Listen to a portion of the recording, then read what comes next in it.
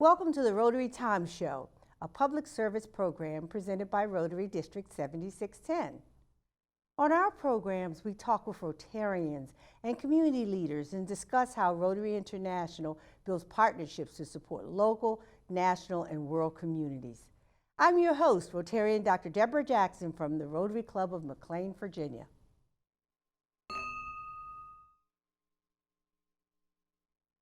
Rotary has as one of its objectives to inspire and educate future Rotary leaders.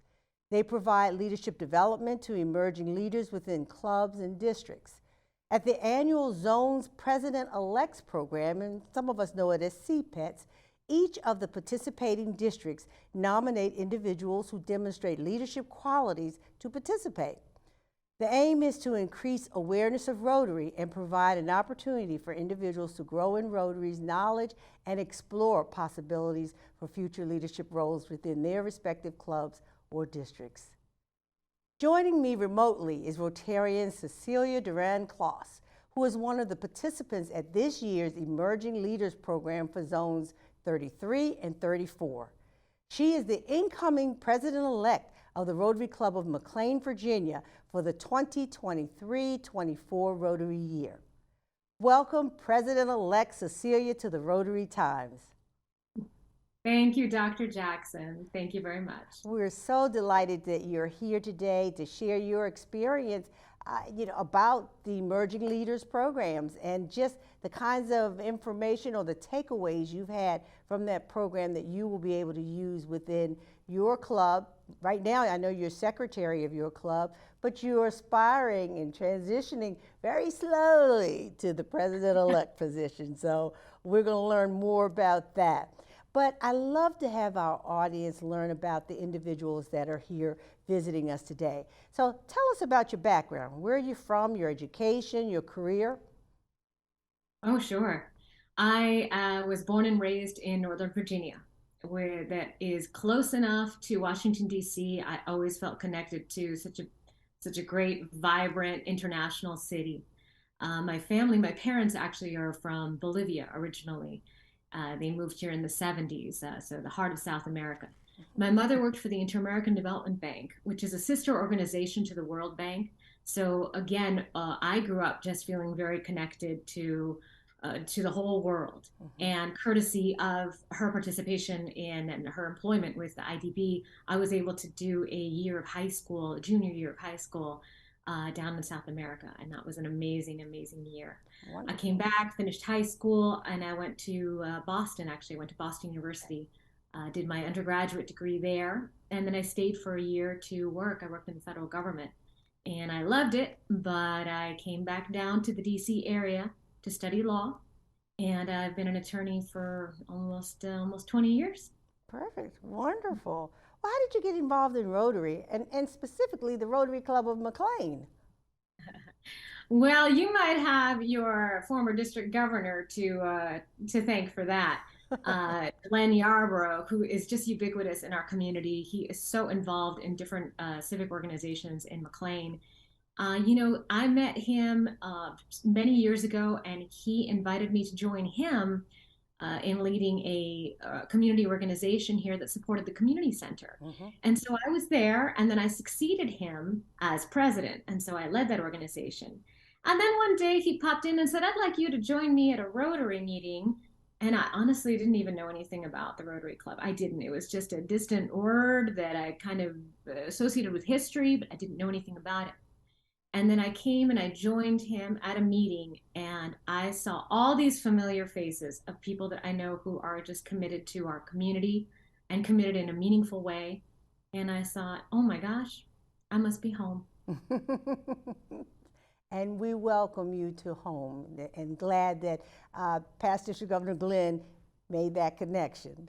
Tell us about the Rotary Club of McLean. I know people hear me say that I'm a member, but they might want to hear it from a different perspective. Oh, sure. Our club is made up of members that are just as diverse as our community. There's many nations represented and many different careers represented.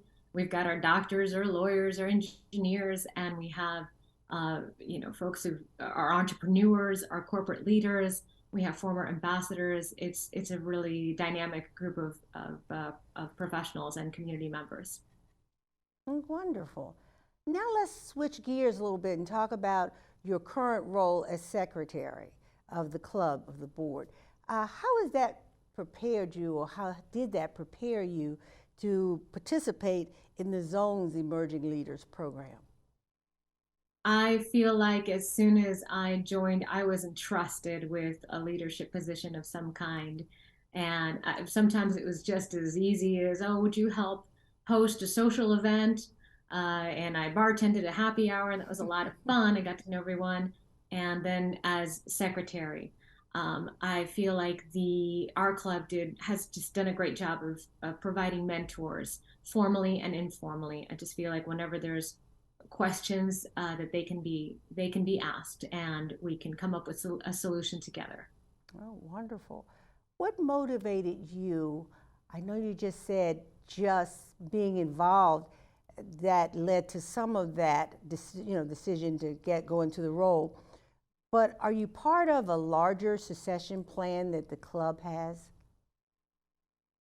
Well, I mean, I believe that the club is investing in me, and members of the club are investing in me. So yes, I think there has been a lot of trust that's gone both ways. I trust in the leaders around me. I see all the Rotary members that are ahead of me as leaders, and I trust in them, and they have gotten to know me personally, which outside of the role as an attorney. So not because I won a case or because I lost a case. Well, I don't lose cases, but because I won a case or because I won a motion, but because of who I am as a member of the community, and my children are here, and I have family nearby.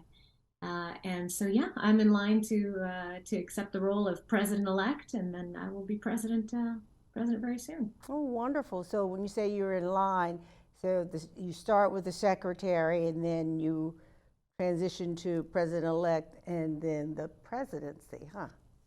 Yes. That's pretty exciting, I can say that. How do you define leadership? And what qualities do you think are essential for a club leader to possess? I think leadership is uh, is strengthened when someone defines their goals, and that can be tricky, and that can also be very personal. But I think that when you have when you've got some defined goals, and they don't have to be huge, but they're defined, and you lead from that desire to achieve that goal. I think that as members of Rotary, we have the advantage of having come together with some shared values already, Mm-hmm. which is different than the workplace, where that's not necessarily always the case. But here we do. So when I think a leader is able to achieve their goal by finding a way to connect with the other members and convince them of those of why it's worthy to pursue those goals. So I think Wonderful. That, that's okay. And I think it's okay for a leader to make decisions sometimes, even if they are unpopular. right, and that's what I'm going to take you there. Describe a time when you had to make a difficult decision as a leader, and how did you approach the situation? Speaking of unpopular, that's a moment.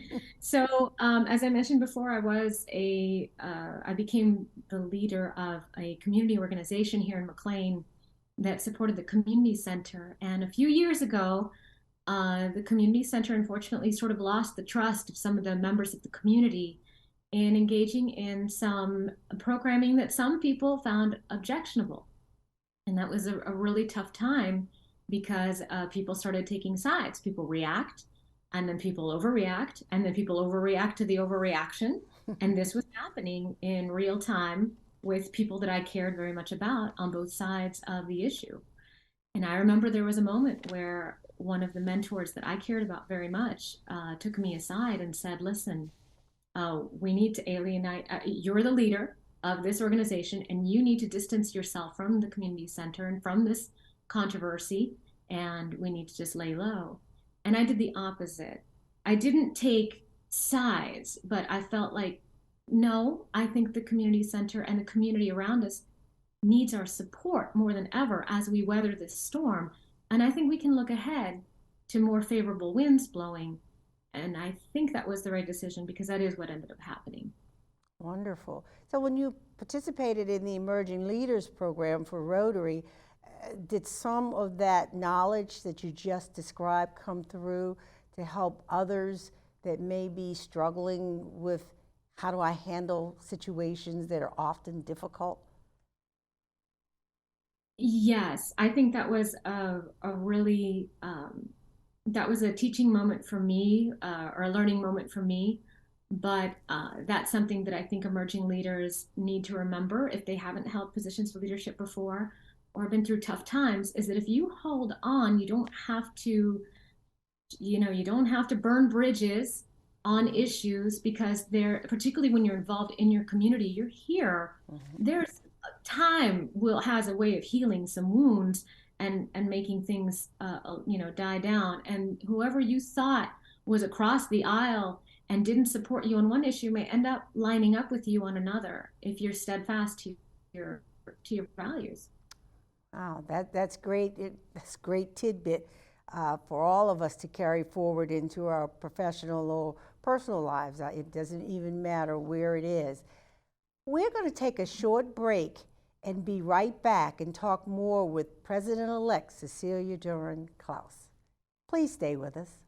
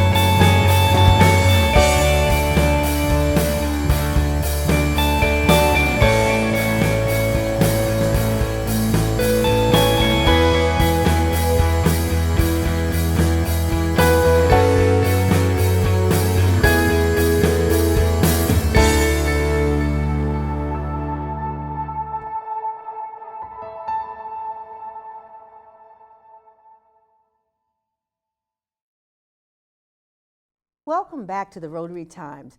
We're here talking with Rotarian Cecilia Duran-Closs, the incoming president-elect of the Rotary Club of McLean for the 2023-24 Rotary year. As part of the preparation to assume her upcoming leadership role, Rotarian Cecilia completed a program in Rotary called the Emerging Leaders Program, and we've just been hearing all of the great things about what goes on with that program in terms of prep. Cecilia, can you discuss a successful project or initiative that you led in Rotary and what factors contributed to its success? Well, I have to say, I am definitely still learning about all the different projects and that Rotary and that my club is involved in, find near and dear to our heart.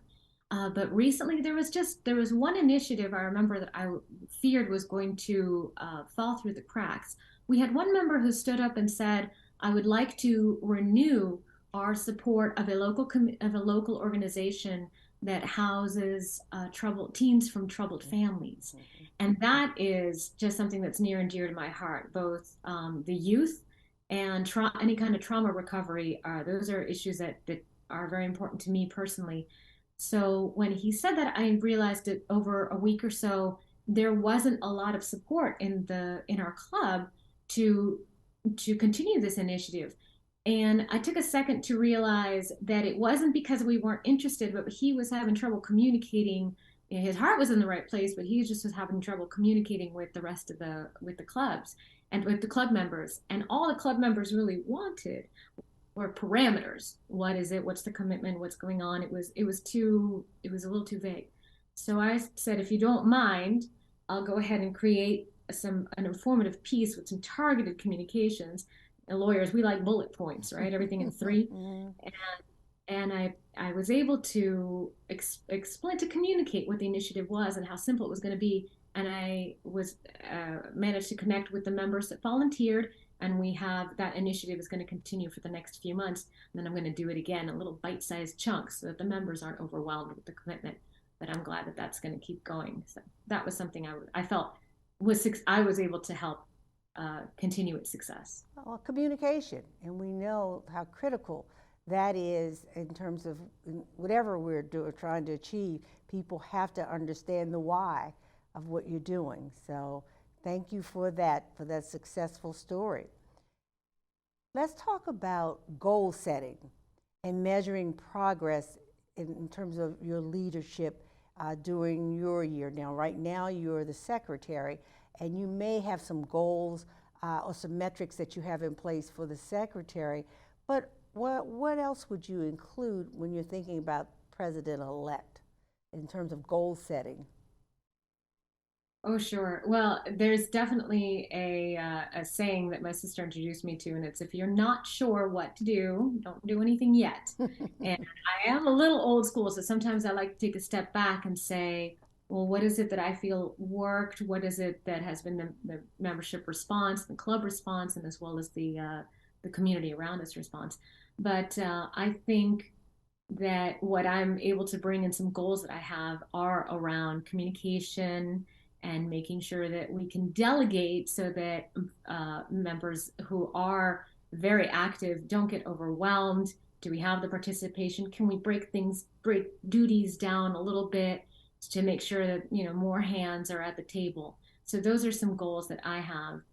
And some of that is also in trying to make and trying to introduce, not introduce, how do I put this? How do I put this diplomatically? In urging folks to embrace technology. I can be guilty of that as well, since I shied away from it. I'm an attorney, right? We still use pencil. This is how we function. But we have to embrace it. It is a tool, and it's going to help. It's going to help lighten our loads. So, and hopefully, whatever is successful, I feel is going to be measured by whether people want to continue doing that, and that's where you see success. Did people like it? Do they want to continue doing it? Wonderful. So, speaking to that, what would you say has been your favorite service project so far? Oh gosh. Oh my goodness. I loved learning about the water projects. I think that we just had our speaker, Bob Jansen, talk about the water projects that are going on. I think that has been amazing. I mean, Rotary is, there's just so many, what seems like little things and then huge things that we do. It's overwhelming. Something as simple as ringing the bell at the Salvation, in front of the giant at the Salvation Army, to taking, trips to Africa or to Honduras to make sure people have access to dental care, people have access to water. I mean, it's staggering. Sounds like the McLean Club, I know, does quite a bit in the world, in the community and in the world. So that's always a plus. But locally, is there anything locally that you and your kids and your family all participate in with you? That's Oh, sure. I always wrote my family into the chocolate festival that we host and I get my husband. Now he is very tall. He is hard to miss. So we always decorate him and he hands out the tickets or he's handling the money and he loves it. He loves it. It's definitely Rotary is a family. Recruiting, I think is a lot of fun also. So the social events that we do, those are great. But I mean, there's a lot that Rotary does. I think the Rise Against Hunger project is enormous, and they participate in that as well. I mean, all of those are just a lot of fun. What do you think are the biggest challenges facing club leaders today? And how do you yourself plan to address these challenges as you move forward in your leadership?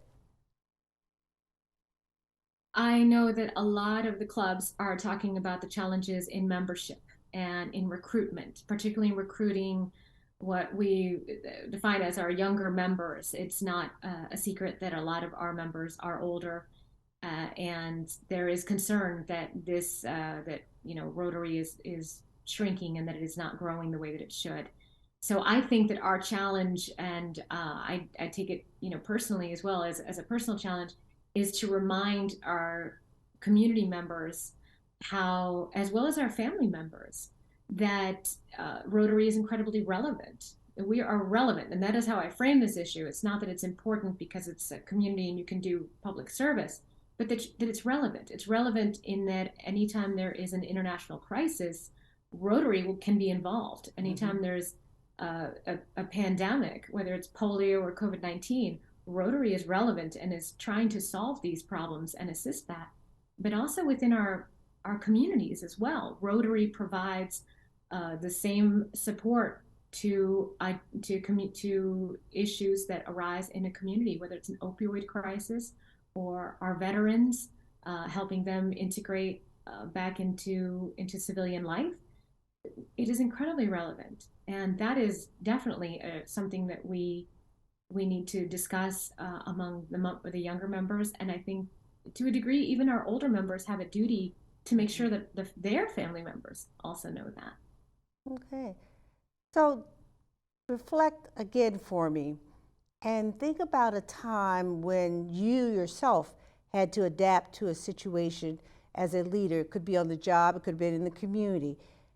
How did you navigate that change? Walk us through that process that you went through as a leader. Oh, sure. I think everyone can identify the pandemic as a moment where we all had to adapt to change. And some of that was embracing technology, and some of that was just embracing each other and hoping it all blew over, not knowing what to expect, not knowing what was going to happen. That definitely happened within our club, and I just didn't want to be, or within the community center, the Friends of the Community Center when I was there. And I did not want to be the one that let this organization die on my hands, not on my watch. So we switched over to Zoom, and we accommodated the reality that some of our members were just not going to be able to participate in person for their own health reasons from here on out. And that is what we did. I think those changes end up sounding a lot and feeling a lot like crisis. And that is something that I, as just personally, had to embrace. I mean, I feel like the moment that I got married to an active duty service member, a lot of my husband was in the Marine Corps for 21 years. And so for the 10 of those married years, he was in the Marine Corps. And a lot of major changes of your life are not dictated by you. Right. So you have to respond to those. And I feel like I got kind of a head start there in how to respond to change. You did. Well, because of time, I'm going to ask you in one sentence to make a comment to our young emerging leaders out there. Why should they even consider this annual Emerging Leaders Program? I think it's invaluable. This is an opportunity to connect and collaborate among the emerging leaders. And we absolutely need to get together. We need to collaborate. We need to support our own initiatives, and we need to support our communities. This is part of who we are, and this is part of what's going to carry us forward. So it is an opportunity not to be missed. Great.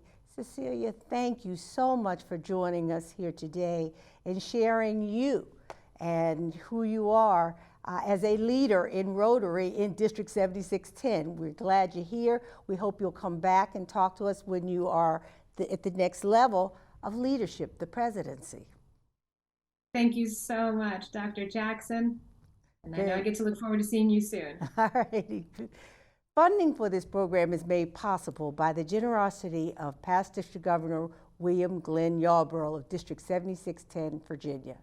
For the Rotary Times program, I am your host, Rotarian Dr. Deborah Jackson from the Rotary Club of McLean, Virginia. You're welcome to join us at a Rotary Club in your area for either breakfast, lunch, dinner, or a service project. You can find a club near you by looking us up on the internet. Many clubs are hosting meetings in person, virtually, or in some hybrid format. You only need to look us up for details. Remember, Our time is your time, and it's time well spent. Please join us for our next program as we continue to celebrate Rotary's 117 years of service above self.